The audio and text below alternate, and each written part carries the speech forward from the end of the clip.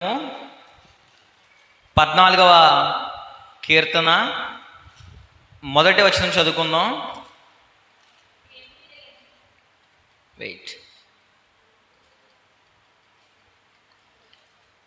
కీర్తనలు 14వ కీర్తన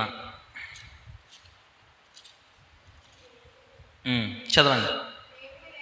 దేవుడు లేడని బుద్ధిహీనులు తమ హృదయంలో అనుకుందరు. చాలు, ప్రార్థన చేసుకుందాం.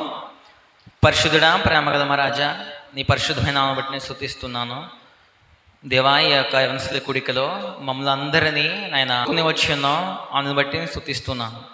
దేవే, సమయంలో నీ యొక్క వాక్యపు మాటలను లేఖనములను మేము నాయన చూస్తూ ఉండగా, తెలుసుకుంటూ ఉండగా నీ మహిమను, నీ ప్రభావమును, నీ ఔన్నత్యాన్ని, నీ ప్రేమను నాయన మేము ఎరుగునట్లు నన్ను మరుగుపరిచి నీ మాటలను మేమందరమును నాయన భయముతోనూ, భక్తితోనూ, వణుకుతోనూ వినినట్లు సహాయం చేయమని సమస్తం చేతులకు అప్పగించుకుంటూ సకల ఆశీర్వాదాలకు కారణభూతుడైన యేసుక్రీస్తు నామమున అడిగి వేడుకొంచున్నాము తండ్రి, ఆమేన్.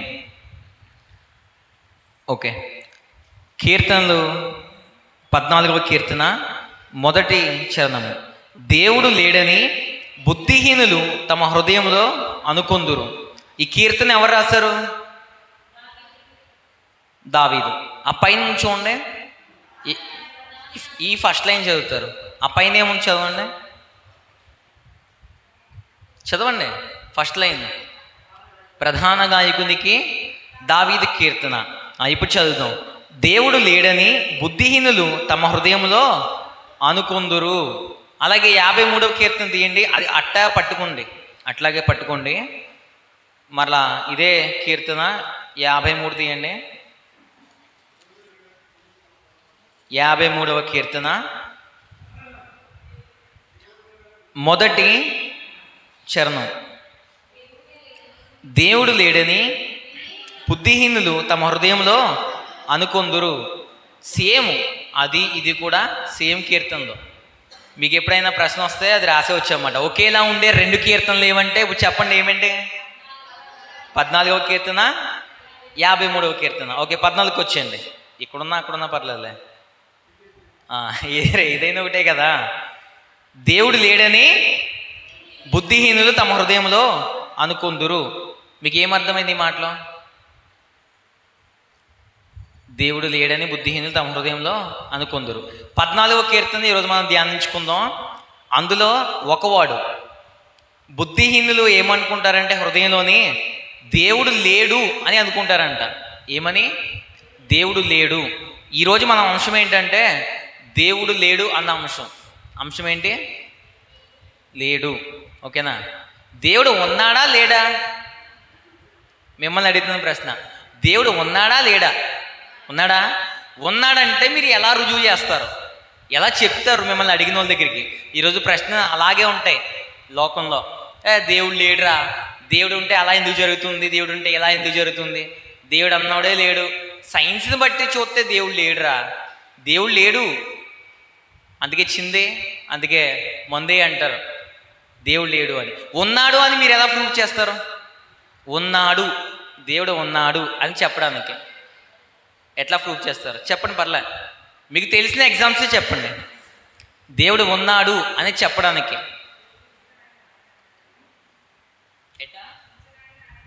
సృష్టించిన ఆయనే. ఎట్లా అర్థమయ్యేలా చెప్తాం మనం? రాకడికి అన్నీ జరుగుతాయని చెప్తారు. Okay, well and good. ఇంకా ఇదేంటి? సృష్టి. ఓకే, ఎస్, దేవుడు ఏ విధంగా చెప్పాడో ఆ విధంగా సృష్టి జరుగుతుంది. Well and good. ఇంకా దేవుడు ఉన్నాడు అని చెప్పడానికి తిరిగి లేచాడు అని చెప్తాం. మరి ఎట్లా ప్రూవ్ చేసేది? ఓకే, బైబిలే ఆధారం, కానీ వాళ్ళు బైబిల్ నమ్మరు కదా. ఓకే, కొన్ని మాటలను మనం జ్ఞాపకం చేసుకుందాం, దాన్ని బట్టి మనం వాళ్ళకి ఆన్సర్ ఇవ్వచ్చు. మనకే అట్లా మైండ్లో ఉంటుంది ఎప్పుడైనా ఎవరైనా అడిగినా చెప్పడానికి. 3 విధాలుగా మనం జ్ఞాపకం చేసుకుందాం. దేవుడు ఉన్నాడా లేడా అన్నమాట. చిన్న మాటే, వచ్చిందో మొత్తం కాదు. దేవుడు ఉన్నాడా లేడా బుద్ధిహీనులైతే దేవుడు లేడు అని అనుకుంటారు హృదయంలో. మరి విశ్వాసులమైన మనం దేవుడు ఉన్నాడా లేడా ఒక్కోసారి అనిపిస్తుంది మనకి. ఏముందంటే నాకు ఎందుకు ఈ కష్టాలు, అసలు దేవుడు ఉన్నాడా లేడా? పోనీ ఎవరన్నా మనం తిట్టేసి వెళ్ళిపోయారనుకో, మనం ఏం చేయకపోయినా, నేను ఏం చేయకపోయినా నాకేంటి ఇలాగా, ఎంత భక్తిగా ఉన్నాను నేను, అయినా సరే నాకేంటి ఇలా జరుగుతుంది నా జీవితంలో అని ఒక్కోసారి మనం అనుకుంటాం. అటువంటి సందర్భంలోనే అసలు దేవుడు ఉన్నాడా, నేను చర్చికి వెళ్తున్నాను కదా, నాకెందుకు ఇలా జరుగుతుంది, అసలు దేవుడు ఉన్నాడా లేడా అన్న ప్రశ్నలు వస్తాయి. దానికి సమాధానంగా 3 విధాలుగా మనం జ్ఞాపకం చేసుకుందాం. ఫస్ట్ది ఏంటంటే సృష్టిని గురించి అన్నీ చెప్పాడు కదా, సృష్టిని చూసి మనం నేర్చుకుందాం, తెలుసుకుందాం దేవుడు ఉన్నాడా లేడా అని. ఫస్ట్ది యెషయా గ్రంథం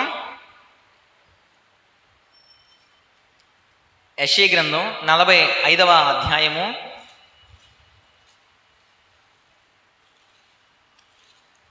45వ అధ్యాయము 18వ వచనం. ఆకాశములకు సృష్టికర్తయగు యెహోవాయే దేవుడు, ఆయన భూమిని కలుగజేసి దాన్ని సిద్ధపరిచి స్థిరపరచెను. నిరాకారముగా ఉండునట్లు ఆయన దానిని సృజింపలేదు, నివాస స్థలమగునట్లుగా దాన్ని సృజించెను.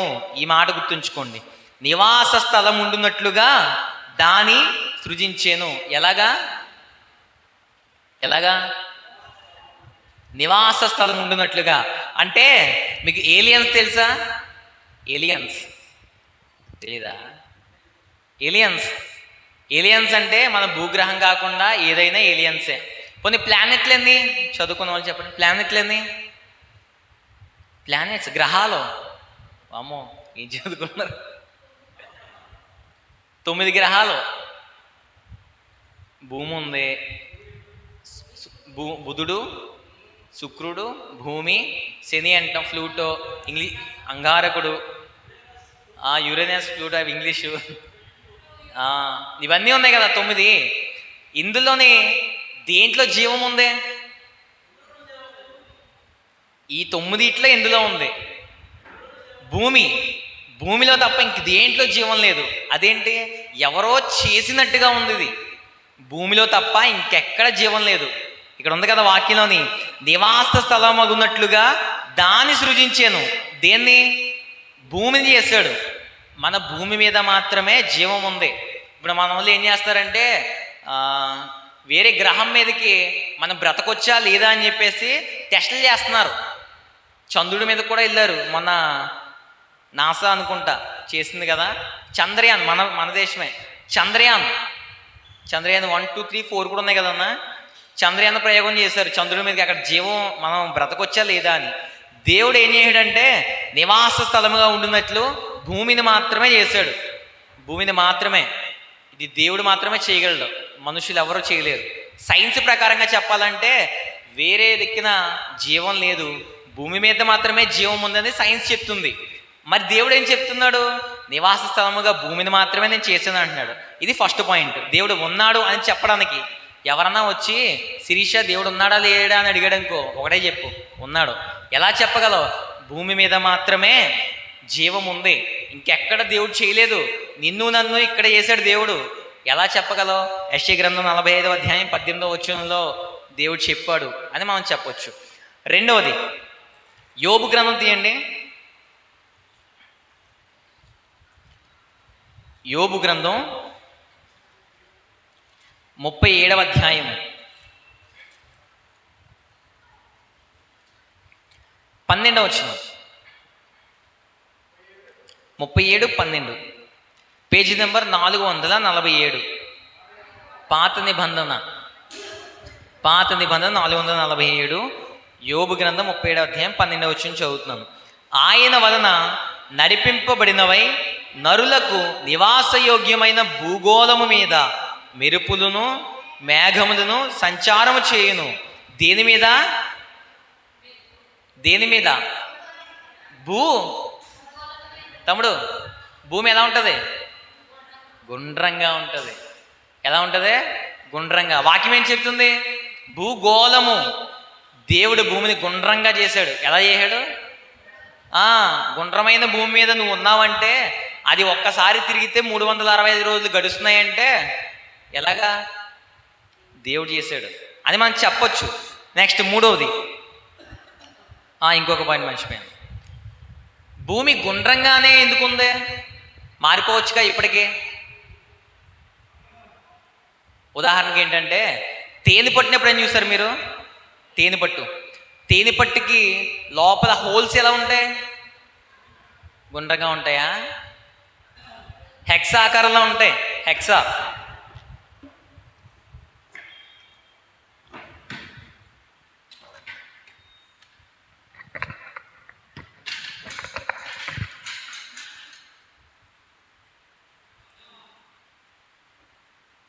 అట్లా ఉంటుంది. ఎప్పుడైనా చూసారు లేదు? ఇట్లా ఉంటుంది. కానీ తేనెటీగ ఫస్ట్ ఎట్లా చేస్తుందంటే రౌండ్గా కడుతుంది ఫస్ట్. మరి తర్వాత ఎలా మారింది? అది రెక్కలు ఆడించుకుంటూ లోపలికి వెళ్తుంది కదా. ఆ రెక్కలో ఇక్కడ తగులుతుంది, ఇక్కడ తగులుతుంది, ఇక్కడ తగులుతుంది, ఆఖరికి ఇలా అవుతుంది. తేనెటీగ యొక్క గూళ్ళో ఉండే ఆ రౌండ్ అనేది ఆఖరికి ఇలా మారుతుంది. ఆఫ్టర్ ఆల్ తేనెటీగలో ఉండే ఒక చిన్న తేనెటీగ వెళ్తేనే రౌండ్ది ఇలా మారిపోయింది. మరి భూమి మీద ఎన్ని జీవరాశులు ఉన్నాయి? అసలు ఉన్నాం, డేంజర్గా వెళ్ళాం. మనుషులు మనం ఎలా పాడు చేస్తున్నాం భూమిని. మరి షేప్ మారింది ఎప్పుడైనా? మారలా. దేవుడు దాన్ని భూగోళంగా చేశాడు, అది అలాగే ఉంది. ఇది ఉదాహరణగా చెప్పొచ్చు ఎవరన్నా వచ్చారంటే కనుక. ఎలాగా? తేనె పట్టుని చూపించి మనం దేవుడు చేసిన సృష్టిలో తేనె పట్టు చేసిన దాన్ని బట్టి మనం ఉదాహరణ చెప్పొచ్చు. మరి భూమి గోళంగా ఉందని ఎలా చెప్పాలంటే యోబు గ్రంథం 37వ అధ్యాయము 12-13 వచనాలు. ఓకే. అలాగే సామెతలు తీయండి, 3వది. సామెతల గ్రంథం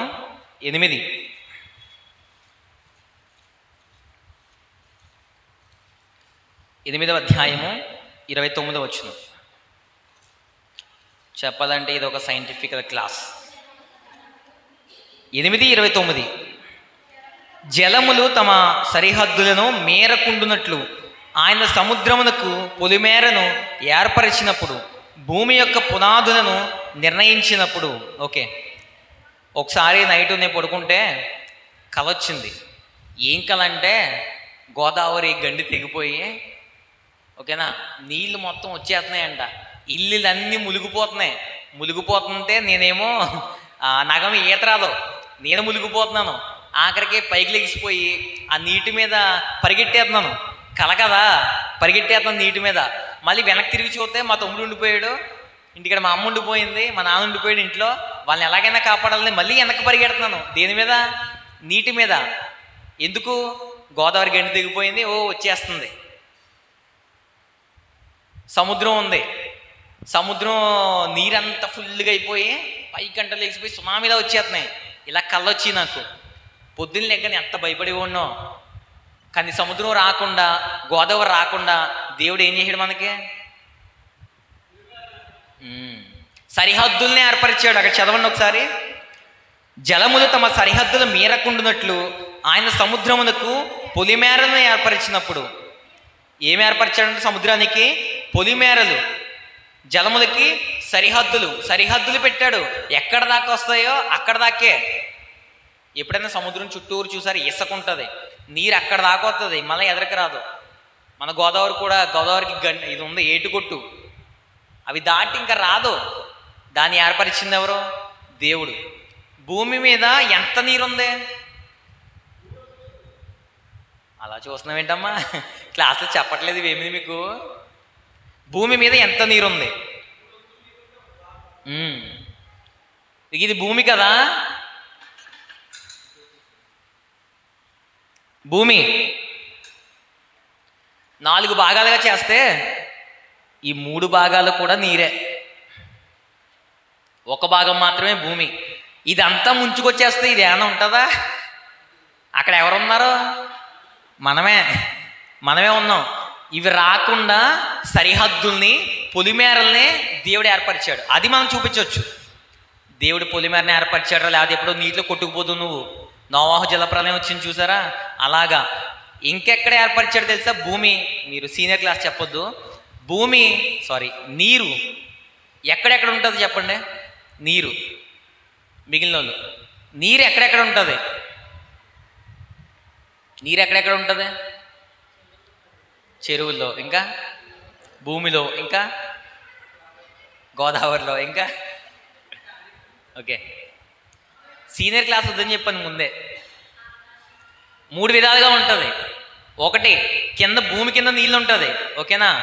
2, పైన ఆకాశంలో మేఘాల్లో ఉంటుంది. 3, ఆకాశం పైన ఉంటుంది. దేవుడు ఏం చేశాడంటే ఆదికాండంలోని సృష్టి ముందే వేరుపరిచాడు. ఆకాశం పైన జలాలు ఉన్నాయి, ఆకాశం కింద జలాలు ఉన్నాయి. వీటిని వేరుపరిచి మైంగా విశాలానికి ఆకాశం అని పేరు పెట్టాడు. అది పైన ఉంది. కింద ఉన్న నీరు భూమి కింద, దాన్ని విశాలపరిచి భూమి అని పేరు పెట్టాడు. దేవుడు ఉన్నాడా లేడా అని చెప్పడానికి ఎప్పుడైనా బీచ్కి వెళ్ళావా నువ్వు? నేను అడుగుతాడు కదా దేవుడు ఉన్నాడా లేడా అని. నువ్వు ఎప్పుడైనా బీచ్కి వెళ్ళావరా అని అడుగు. అబ్బాయి చిన్నోడైతే ఎరా అను, పోనీ తమ్ముడన్నా పర్లేదు, తమ్ముడనే అనాలి. ఎప్పుడైనా బీచ్కి వెళ్ళావా? పేరుపల్లి బీచ్కి వెళ్ళారా? దానికి చుట్టూరు పొలిమేర ఉందా, సరిహద్దు. అది దాటి నువ్వు చచ్చిపోలేదంటే దేవుడే కారణం అని చెప్పు, ఓకేనా. అది ఓకే.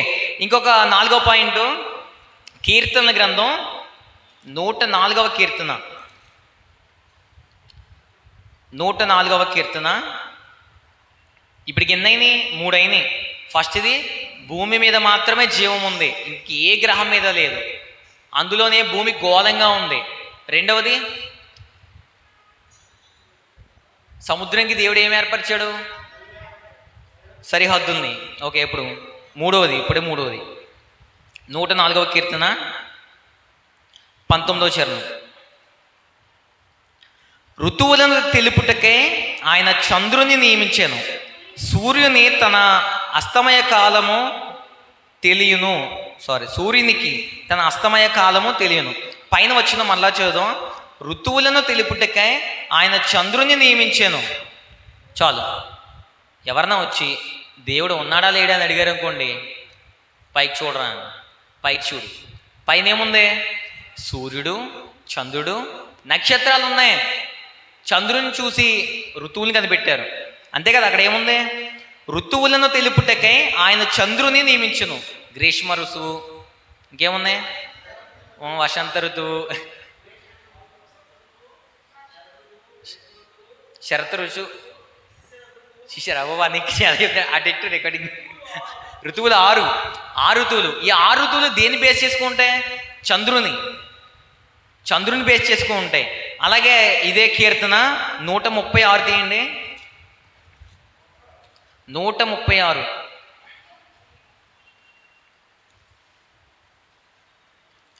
9. 136:9. రాత్రిని ఏలుటకు ఆయన చంద్రుని నక్షత్రమును చేశాను, ఆయన కృప నిరంతరముండును. రాత్రిని వెళ్ళడానికి ఏం చేశాడు దేవుడు? చంద్రుణ్ణి. సూర్యుడు వస్తాడా రాత్రి? రాత్రి ఎవరు వస్తారు? చంద్రుడు వస్తాడు కదా.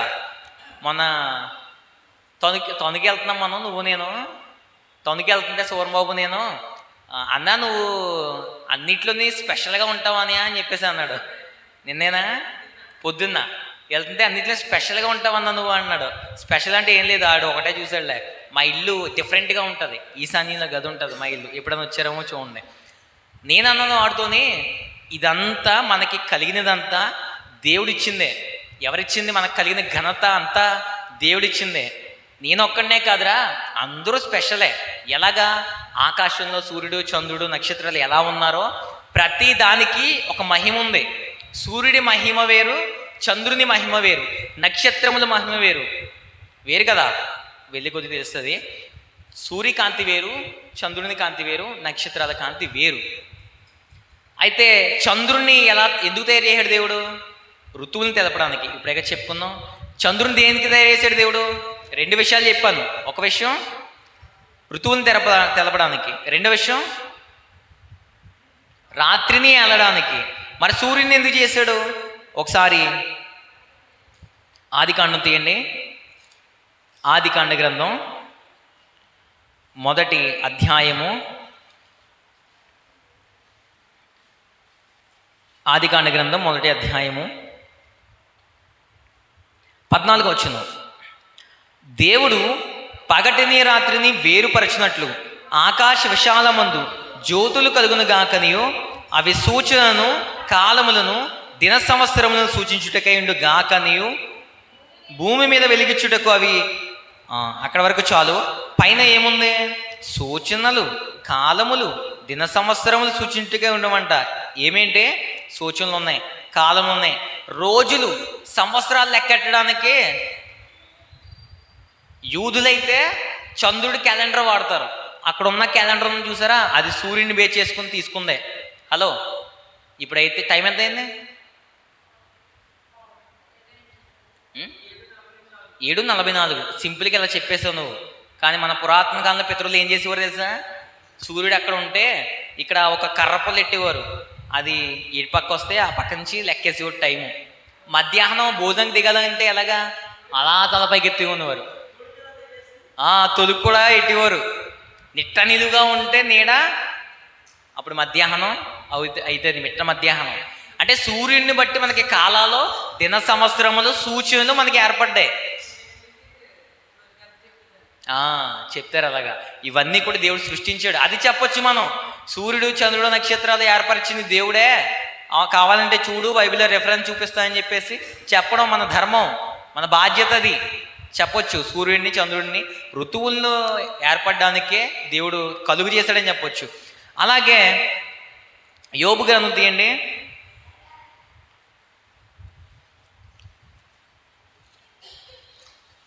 యోబు గ్రంథం 28వ అధ్యాయము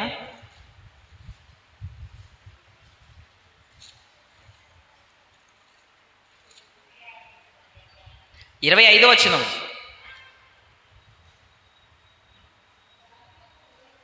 ఆ గాలికి ఎంత బరువు ఉండవలెనని ఆయన నియమించినప్పుడు. అక్కడ వరకు చాలు. గాలికి ఏముందంట? బరువు ఉంది. బరువు. గాలి లేకపోతే మనం ఉండగలమా? గాలి లేకపోతే ఎవరన్నా వచ్చి దేవుడు ఉన్నాడా లేడని చెప్పారనుకోండి, ఓసారి ముక్కు మూసేయండి, వెంటనే ఆడి ముక్కటికి మూసేయండి, ముక్కు నోరు మూసేయండి. ఇప్పుడు కాదమ్మా, ఎవరన్నా వచ్చి అడిగితే ఒరే ఉండరా బాబు అని చెప్పేసి పక్కింటారు కదా. ఏంటి ప్రశ్న అడిగితే ముక్కు నోరు మూసేస్తావు ఏంటరా అంటే, నువ్వు గాలి పిలుస్తున్నావు కదా, ఆ గాలి నీకు ఇచ్చింది దేవుడు. ఎక్కడి నుంచి వస్తుందో ఫ్రీగా వాడేస్తున్నావు కదా గాలి. ఎలా వాడేస్తున్నాం మన గాలిని? ఫ్రీగా వాడేస్తున్నాం. ఎవరికైనా డబ్బులు కడుతున్నామా? లేదు. గాలి ఫ్రీగా వాడేస్తున్నాం. కానీ ఆ గాలిని డబ్బులు కూడా అమ్ముతారు తెలుసా మీకు? ఆక్సిజన్. నువ్వు చెప్తావేమో అనుకున్నాను, మీరిద్దరూనే. ఇది చెప్పలేదు. నర్సులో ఏంటి, హాస్పిటల్లో ఆక్సిజన్ కింద అమ్ముతారు గాలిని. ఓకే. ఆ గాలికి బరువు ఉందని ఫస్ట్ ఎవరు కనిపెట్టారు?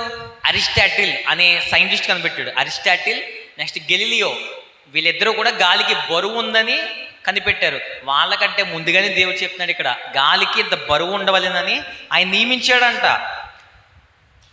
ఒకానొక రోజు, అది నేను స్టార్టింగ్ వచ్చిన కొత్తలో, చర్చికి వచ్చిన కొత్తలో ఒక న్యూస్ చూశాను. న్యూస్ ఏంటంటే, ఒక వ్యక్తి అంట ఒక వ్యాపారం పెట్టాడు. వ్యాపారం పెడితేనే ఆ వ్యాపారంలో భూకంపం వచ్చో సంథింగ్ ఏదో వచ్చి మొత్తం వ్యాపారం పోయింది. ఆ వ్యక్తి వెళ్ళి అడిగితే ఏమన్నారంటే, ఇది దేవుడు చేసిన పని, దీనికి దాన్ని ఏమంటారో, బండి అన్న పోతే ఇస్తాం కదన్న, ఏంటది క్లైమ్ చేసుకుంటే, లేదు ఇదంతా దేవుడు చేసిన పని, గాడ్స్ విల్ ఏదో అంటారు. ఏంటది? Act of God. మీకు సింపుల్గా అర్థం అవ్వాలంటే, మీరు సినిమాలు చూస్తారు, అబద్ధాలు చెప్పకండి, చూస్తారు కదా, ఇప్పుడు కదలే చూసుంటారు కదా. పవన్ కళ్యాణ్దేనే ఎవరు, గోపాల్ గౌడ, ఇది బాగా తెలుసు. అందులో నీ యాక్ట్ ఆఫ్ గాడ్ కింద కేసు వేస్తారు కదా, గుర్తుందా? అలాగే యాక్ట్ ఆఫ్ గాడ్ కింద రియల్గా కేసు వేయడం ఒక వ్యక్తి. రియల్గా కేసు వేస్తే అప్పుడు వాళ్ళందరూ ఏం చేశారంటే, చర్చిల మీద వేశారు కేసు వేస్తే వాళ్ళు ఏం చేశారంటే, వెళ్ళారు కోర్టులోకి. వాళ్ళు కూడా వాదించారు. తర్వాత రోజు ఏం చేశారంటే, అతని వ్యాపారానికి ఇలా నష్టపోయాడు కాబట్టి ఇంత అమౌంట్ ఇవ్వాలని చెప్పేసి వాళ్ళు కోర్టు డిక్లేర్ చేసింది. మరుసటి రోజుకి వాయిదా వేసింది. వాయిదా వేసిన తర్వాత అప్పుడు చర్చి పెద్దలందరూ కూడా వీళ్ళు ఏం చేశారంటే, మరుసటి రోజుకి జడ్జి గారు, మేము అతనికి డబ్బులు ఇవ్వడం కాదండి, అతనే మాకు డబ్బులు ఇవ్వాలన్నారు. ఇదేంటి, ఇది ఎక్కడ తీర్పు అన్నారు జడ్జి. అక్కడ ఏం జరిగిందంటే, బైబిల్ ప్రకారం గాలికి ఇంత బరువు ఉందని చెప్పేసి దేవుడే నియమించాడు. గాలిని సృష్టించింది మా దేవుడు. మరి ఇతనేమో ది యాక్ట్ ఆఫ్ గాడ్ కింద నా నా దాన్ని కూల్చేసింది, నా షాప్ని కూల్చేసింది మీ దేవుడే అంటున్నారు. కాబట్టి ఆ షాప్కి ఎంత అయిందో అంత మేము ఇచ్చేస్తాం. అయితే గాలిని సృష్టించిన దేవుడు కాబట్టి ఇప్పటి వరకు పుట్టింది మొదలుకొని ఇప్పటి వరకు గాలి పీల్చుకున్నాడు కాబట్టి మాకు డబ్బులు ఇవ్వమని చెప్పండి అని చెప్పేసి తిరిగి వేసేసారు. ఇప్పుడు ఆక్సిజన్ కొనాలంటే ఎంత సిలిండరు? 1 లీటర్ సిలిండరు ఒక మనిషికి 5 నుంచి 66 గంటలు వస్తుందంట. సారీ, 5 నుంచి 6 గంటలు, 5 నుంచి 6 గంటలు వస్తుంది. పోనీ 5 గంటలు వేసుకోండి. ఒక సిలిండర్ కాస్ట్ వచ్చి 5,740 రూపాయలు. ఒక గంటకే, సారీ 5 గంటలకి 1 లీటర్ అయితే 24 గంటలకి ఎన్ని లీటర్లు పడతాయి? తీయండి ఒకసారి, క్యాల్కులేట్ తీయండి. నీ ఫోన్లకి ఫోన్ ఉంటే క్యాల్కులేట్ చేయండి. ఉందా? 5 లీటర్లు కావాలి.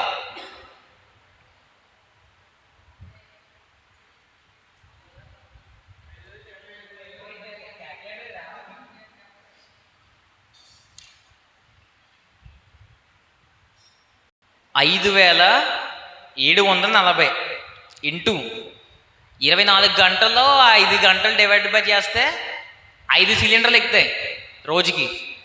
ఇంటూ 5 కొట్టండి. 5,740 ఇంటూ 5 కొట్టరా? ఎంత వచ్చింది? 28,700. అంటే రోజుకి 28,700 ఇంటూ నెలకు కొట్టండి, 30 కొట్టండి నెలకి. ఎంత వచ్చింది? 86,000, సారీ ఒకటిలో బదులు 100,000, 10,000, లక్ష, 8,61,000, 8,61,000 ఎప్పటికి? నెలకి గాలి పీల్చుకున్నందుకు. పోనీ ఇంటూ సంవత్సరం కొట్టండి, 12 నెలలు కదా. ఎంత?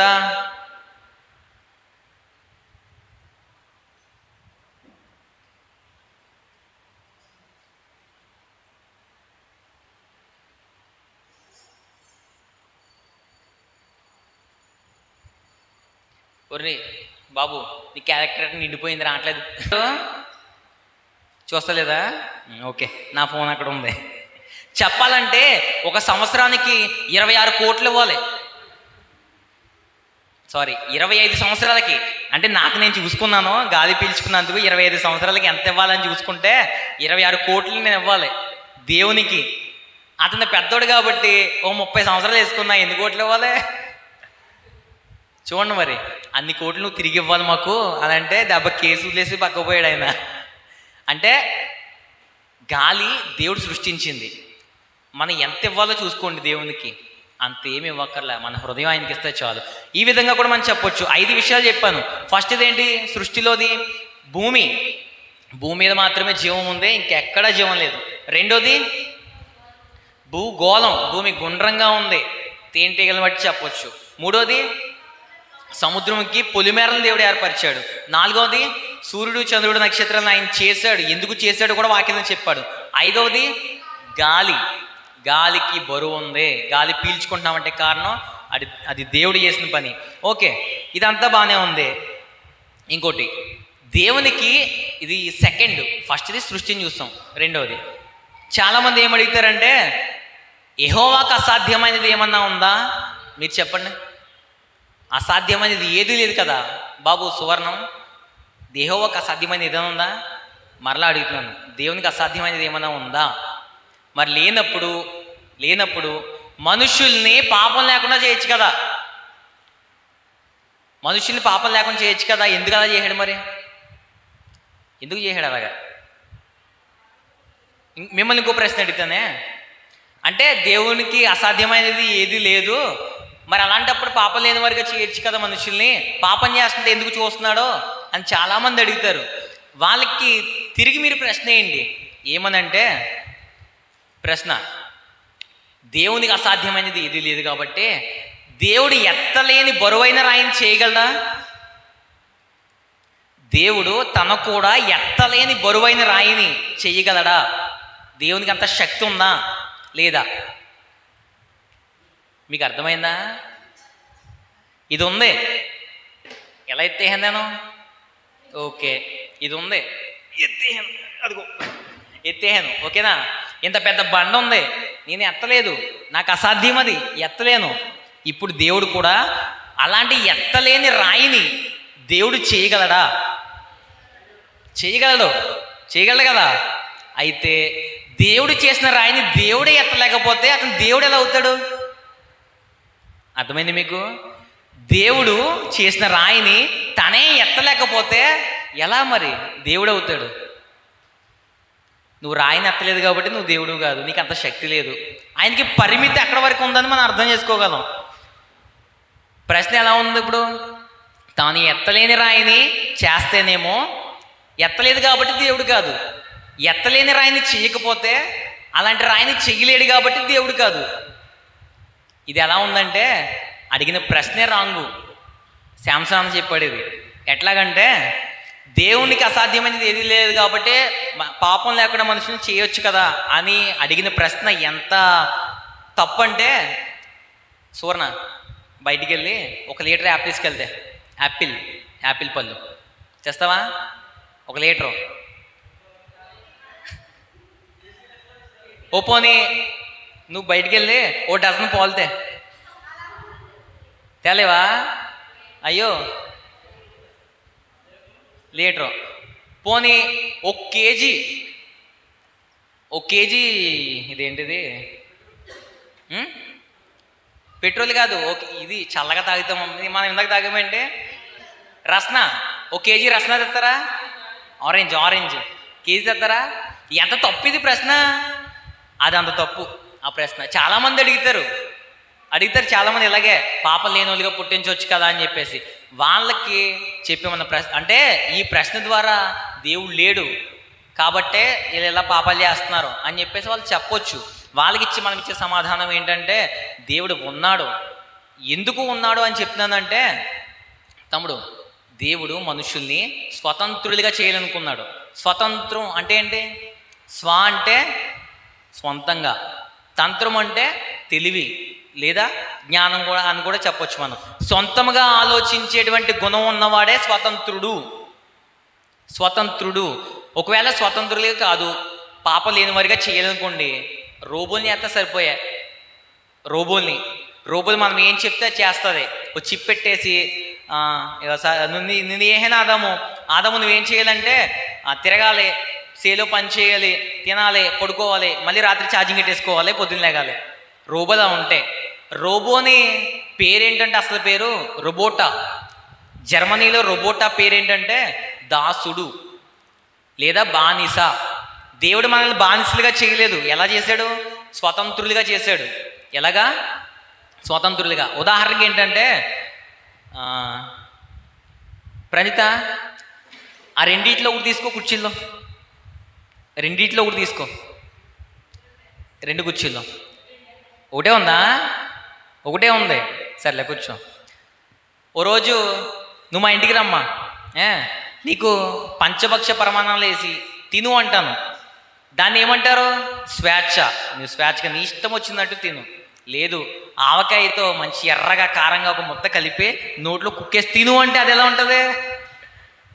అది స్వేచ్ఛ అంటారా? కాదు, స్వేచ్ఛ కాదు. ఏది స్వేచ్ఛ? ఇవన్నీ పెట్టి నీకు ఏది కావాలో అది తీసుకోవడాన్ని స్వేచ్ఛ అంటారు. దేవుడు మనల్ని రోబోలుగా చేయలేదు. మరి ఎలా చేశాడు? స్వతంత్రులుగా చేశాడు. అందుకే పాపం లేని వారిగా దేవుడు మనల్ని చేశాడు. మనమే దేవుని ఆజ్ఞను అతిక్రమించి పాపం చేసేవారిగా తయారయ్యాం. ఒకసారి ఫిలేమోనుకు తీయండి, అది కూడా వాక్యంలో చూసుకుందాం. ఫిలేమోనుకు రాసిన పత్రిక పేజీ నెంబర్ 198.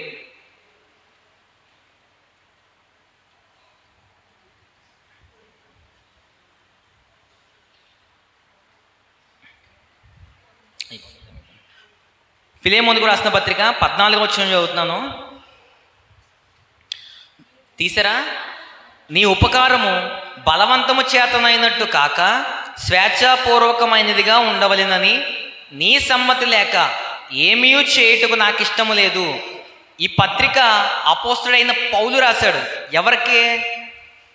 ఫిలేమోనుకి. ఎవరి గురించి రాశాడు? ఒనేసీము గురించి. ఒనేసీము జైల్లో పరిచయం అయ్యాడు. పరిచయం అయిన తర్వాత ఏమైంది బాబు ఏంటంటే, నేను ఇలాగా యజమాని దగ్గర నుంచి వచ్చాను, జైల్లో నన్ను వేశారంటే ఫిలేమోనుకి ఉత్తరం రాస్తున్నాడు. ఒనేసీము చేర్చుకో అని రాస్తున్నాడు. ఎట్లా చేర్చుకోవాలంటే బలవంతం చేత కాదు. జసిక, మంజీరా నీకు బానిస, ఓకేనా?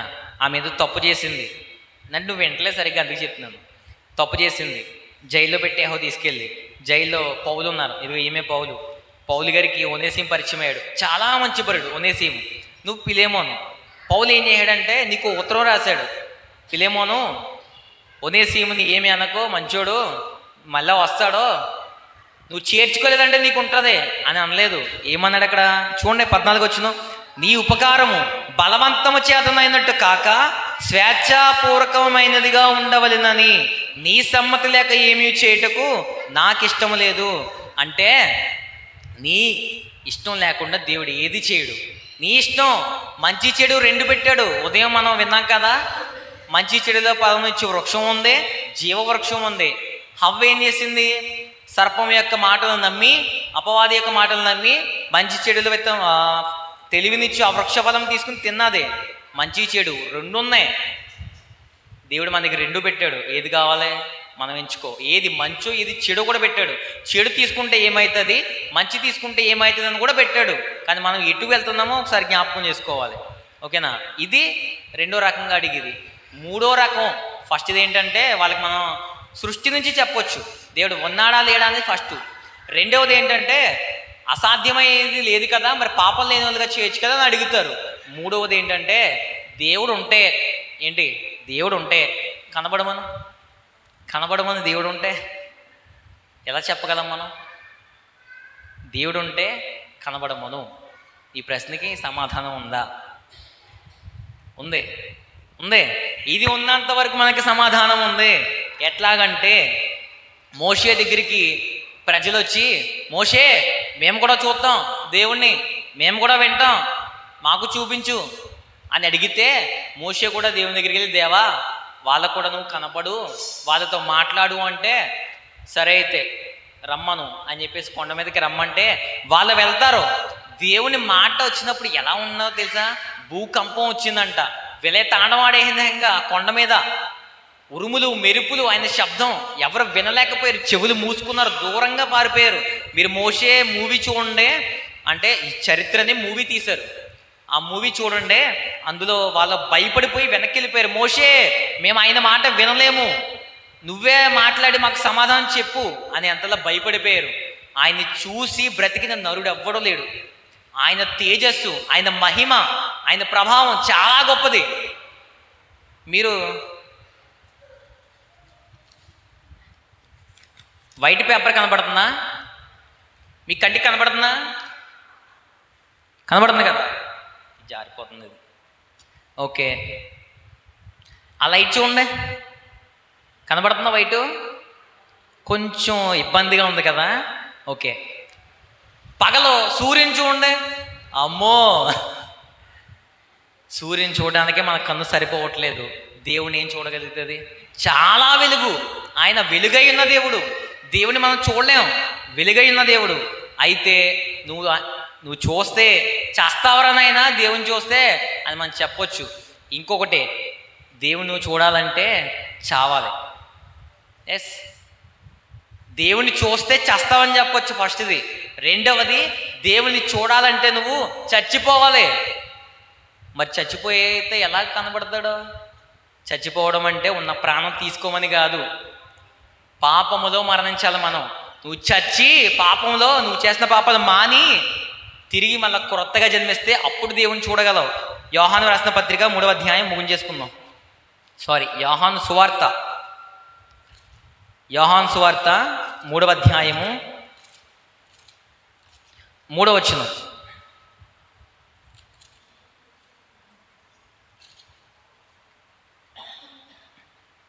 అందుకు యేసు అతనితో, ఒకడు క్రొత్తగా జన్మించితేనే కానీ అతడు దేవుని రాజ్యమును చూడలేడని మీతో నిశ్చయముగా చెప్పుచున్నాను. నేను ఏం చేయాలి? ఇక్కడ క్రొత్తగా జన్మించాలి.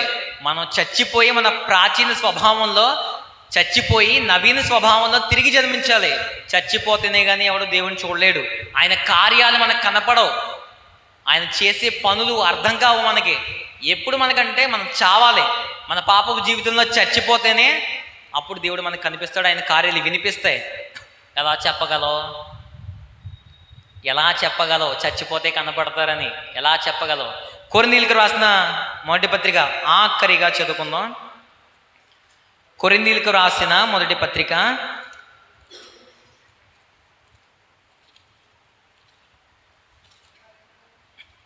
15వ అధ్యాయము 34వ వచనం. నీతి ప్రవర్తన గలవారై మేల్కొని పాపము చేయకుడి, దేవుని గూర్చిన జ్ఞానము కొందరికి లేదు, మీకు సిగ్గు కలుగుటకై ఇట్లు చెప్పుచున్నాను. అయితే మృతులు ఎలాగు లేతురు, వారెట్టి శరీరముతో వత్తురని ఒకడు అడుగును. ఇది ఎలా సాధ్యపడుతుంది? చచ్చిపోతే ఎలా వస్తాడా, ఆడికి ఎలా తెలుస్తుంది అని అడుగుతారంట. ఆన్సర్ ఏంటి? 36. ఓ అవివేకి, నీకేం తెలియదురా, వివేకం లేనోడా అని మనం చెప్పొచ్చు. ఓ అవివేకి, నీవు విత్తున్నది చచ్చితేనే గాని బ్రతికింపబడదు కదా. నీవు విత్తి దానిని చూడగా అది గోధుమ గింజ అయినను సరే, మరి ఏ గింజ అయినను సరే, వట్టి గింజనే విత్తుచున్నావు కానీ పుట్టబోవు శరీరమును విత్తుట లేదు. అయితే దేవుడే తన చిత్త ప్రకారము నీవు విత్తిన దానికి శరీరమునిచ్చును, మరియు ప్రతి విత్తనమునకును దాని శరీరం ఇచ్చుచున్నాడు. చాలు. మామిడికి గింజ ఇత్తావు, మామిడికే విత్తనం మన విత్తం, అది ఎంత ఉంటుంది? ఎంతే ఉంటుంది. అది అలా ఉండగా చెట్టు వచ్చేస్తుందా? పోనీ అంత విత్తనంలో ఎంత చెట్టు ఉంటుంది? పెద్ద చెట్టు వస్తుంది. విత్తనం లోపలికి వెళ్ళి చచ్చిపోతేనే అప్పుడు మొక్క వస్తుంది. ఆ మొక్క ద్వారా పువ్వులు వస్తాయి, ఆ పువ్వుల ద్వారా కాయలు వస్తాయి. అదేవిధంగా మనం చచ్చిపోతేనే దేవుడు మనకి అంతటి విశాలమైనటువంటి పరలోక రాజ్యం ఇవ్వగలడు. ఇందులో నిజంగా ఇంటికి వెళ్ళి చచ్చిపోవాలని కాదు, మన పాపం విషయంలో చచ్చిపోతే అప్పుడు దేవుడు మనకి పరలోక రాజ్యాన్ని ఇస్తాడు, క్రొత్తగా జన్మిస్తే. ఓకేనా? ఈ మాటలు దేవుడు దీవించి ఆశించును గాక. సమయం కూడా మించిపోయింది. ఒకసారి రివిజన్ చేస్తాను. దేవుడు ఉన్నాడా లేడా అంటే మీరు ఎలా చెప్తారు? సృష్టిని బట్టి చెప్పండి.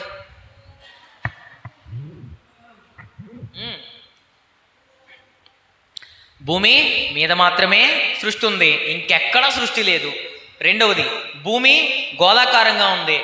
3, సముద్రంకి పొలిమేరలను దేవుడు ఏర్పరిచాడు. 4, సూర్యుడు, చంద్రుడు, నక్షత్రాలను దేవుడు సృష్టించాడు. ఋతువుల్ని తెలపడానికి చంద్రుడు, రాత్రిని వెళ్ళడానికి చంద్రుడు, పగల్ని వెళ్ళడానికి సూర్యుడిని, దినములు, సంవత్సరంలో, కాలములు, క్యాలెండర్ ఉందంటే సూర్యుని సృష్టించింది దేవుడు. ఇంకా 5వది, గాలికి ఎంత బరువు ఉందని పెట్టింది దేవుడు, గాలిని సృష్టించింది దేవుడు. మనం ఊపిరి పీల్చుకుంటామంటే దేవుడు సృష్టించింది. ఈ 5 విషయాల్లో మనం సృష్టిని బట్టి మనం చెప్పగలం. చాలా ఉన్నాయి, టైం మించిపోతుంది కాబట్టి 5 చెప్పాను. ఇంకొకటి, యెహోవాకు అసాధ్యమైనది ఏది లేదు కదా. మరి పాపులకి ఎందుకు పుట్టించాడు అంటే స్వతంత్రులుగా మనం చేశాడు. పాపం చేయమని కాదు, నీకు ఏది ఇష్టం అది తీసుకో, కానీ చెడు చేస్తే నరకం, మంచి చేస్తే పరలోకం, ఇది ఉంది అని చెప్పాడు. 3వదిగా, దేవుడు కనపడతాడా అంటే కనపడతాడు, కానీ చూస్తే చచ్చిపోతావు. చూడాలన్నా చావాలి. చూస్తే చచ్చిపోతావు, చూడలేవు. చూడాలి అంటే మన పాపం విషయంలో చచ్చిపోవాలి, తిరిగి క్రొత్తగా జన్మించాలి. క్రీస్తు యందు మన కొరకు క్రీస్తు చనిపోయాడు, మనమందరం కూడా రక్షించబడ్డాం. ఓకేనా? దేవుడి మాటలను దీవించి ఆశీర్వదించును గాక. ఆమేన్.